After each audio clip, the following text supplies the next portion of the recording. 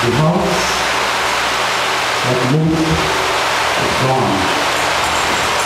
The beauty salon now. A fluttering girl can was ending. The last feeling frenzy of getting and spending, commodities swarming from heaven to hell, profits on a gargantuan scale. Sale of the century.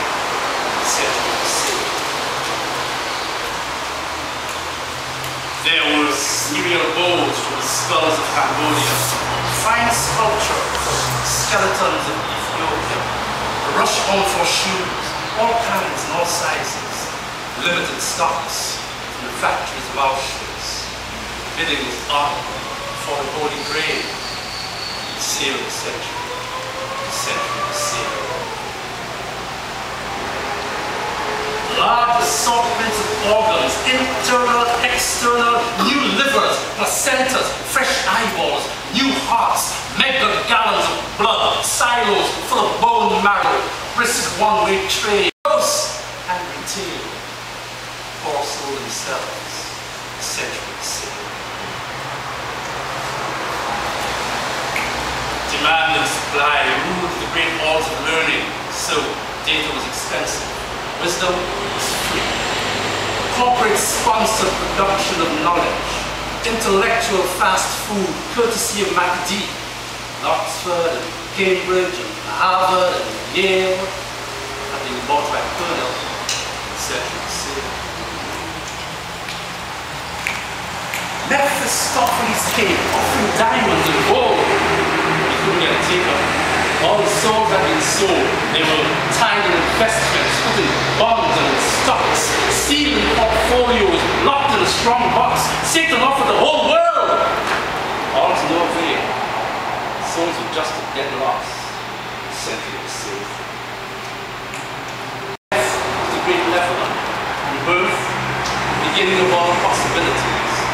Now death no currency, dishonor check, and birth negotiable, question of fees, murder by contract, babies by email, as one would say, the century would say. Money literally bought time, so time became money. They found ways of converting millennia to millions.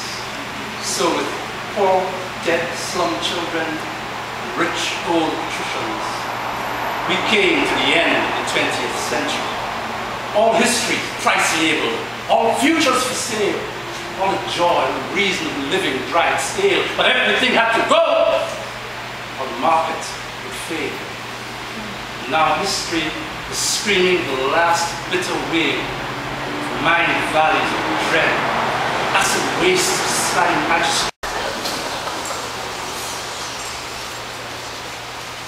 The introduction to Caribbean gender studies begins deep within the tightened stitches and tuck seams of new primary school uniforms. Pulling the difference from between cotton shirts and khaki pants, Tetrix skirts and overalls, fitted onto black cutout doors trimmed from the fabric of island society. Her name was Naomi, and she quietly changes her clothes after a Thursday afternoon PE class, and the other girls make it a question to ask her why her calves are so boyish and broad. Joking that she should be the new goalie to play for school football, they said that nothing would be able to get past her legs. She smiled with them. She always smiled. Naomi outgrows her years of being a child and pretends to ignore the increasing broadness of her shoulders, spreading as though to wait patiently for wing extensions to sprout from the ends of breasts. That puberty having a plateau led to holding her treasure chest, something her eldest brother would always make sure she knew how noticeable it was to the masculine eye. But as a child, she used to go to church every Sunday morning just as her grandmother insisted. Stockings with heels, with dresses with frills from her waist to the floor, always straight-laced and well-mannered. To maintain it was a distraction, more than the God of holy altars, the Jesus of ceramic encounters. Faith comes from by hearing, but hearing comes from by paying attention. But just trying to be a girl had been a distraction, and she had missed the message more than once, and by now it's been 4 years and 6 months that her father's ritual evening pickups from school leave her sitting sitting nervously in the backseat of the car, trying to rearrange her crooked skirt pleats. A few minutes after he finishes depleting her, she was never bent on the idea of being left alone with him or any of his 7 other paying clients. Mommy, banking on the council of MTV pop culture icons, and by 17 is fully convinced that she probably is a lesbian. Just always having to angle herself to fit into their mold for all these years, Naomi adopts the idea that she's probably better off at being queer, and so there she was. And in the heat of the moment, blurts out her secrets in anger at her father. He stares her dead in the eye, stretches his arm straight out and grabs her by the throat, coating her face with 17 cold-blooded blows, pounding the color from her iris so she gets a taste of the rainbow, a kaleidoscope of red fist to blue-black eyes, orange like rusting blood on yellow skin.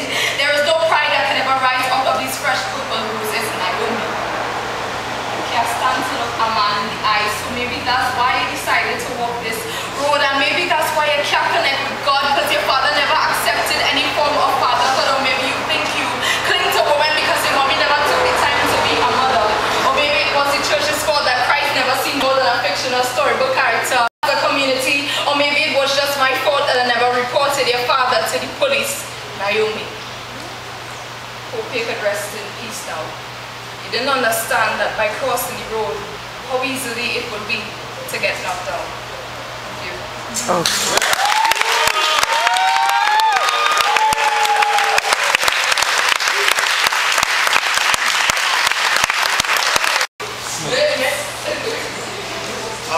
Good morning or good afternoon. Everybody hear me? Yes. Alright. My name is Justin McKenzie, and the piece I'm going to do now is about the recent tragedy that happened in Haiti, in Ukraine. Now, this poem was inspired by 2 scenarios. One of them is a boy, I think he was 3 years old, was stuck underneath the rubble for about 6 or 7 days, and he came out alive. And another one is a man whose wife was stuck underneath the rubble for 5 days. She came out alive and he would never give up. All the humanitarians said she was dead, give up, he never gave up. So I think we should have. A boy's textbook took him to school and he said, "Mommy, I want to read. I want to read through the cracks of dust falling on torn pages, blowing on bodies of buildings. Some people forced to finally go to school beneath these streets. I want to read. By the copper-colored paintings through the skin of elders was as good as the revolution that sparked the black man's desire to find happiness. I want to read through aftershock after aftershock after aftershock after aftershock after aftershock, after over 200 years of starving, still standing like a proud needle, the thread harder to thread through first world. I want to read through rubble, the tiny boulders twisting my Creole tongue, talking into silence. His teeth were braced together, like a crime his tongue was jailing. Now, his words are dead, buried like deep keepsakes, dug 7 days later. He was the most precious thing they ever found. Humanitarian pieces turning over tables already set by countless years of disaster. Tiredly, the walls collapsed on the softness of his stomach, as if the situation wasn't comfortable enough. They rested for 6 days and were raised on the 7th. But Mommy, I still want to read. His mother, stuck underneath mythological creatures, the waking eyes of Apollo squinting away individual suns, inverting over 1,000,000 images. Her womb aching, mind pacing through the waking of not knowing if a once born is still living. She hears the quaking